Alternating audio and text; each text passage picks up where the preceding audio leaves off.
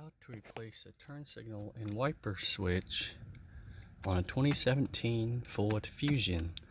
The only tools you'll need is a T20, a T10, and an 8mm socket. I've already got most of mine already taken apart, but you'll have a T10 here, a T20 bolt right there, and you'll have an 8mm right down here. So if you're looking from the bottom of it, you'll have a hole there, and you'll have one further back right there, inside there.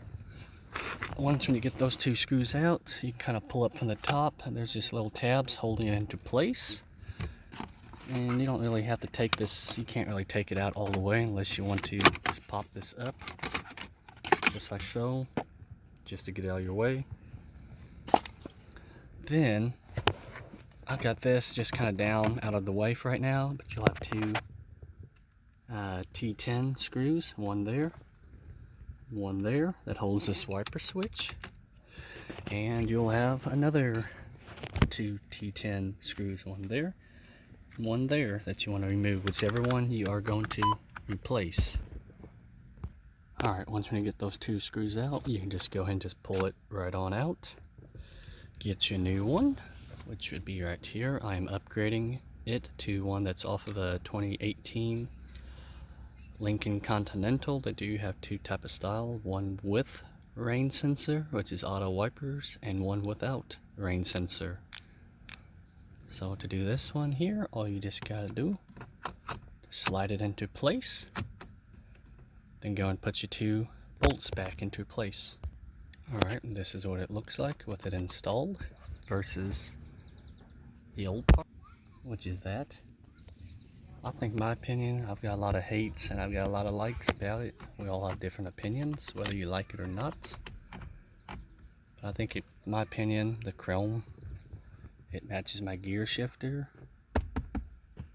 A couple other chrome pieces inside, and like the chrome strip along the doors, windows.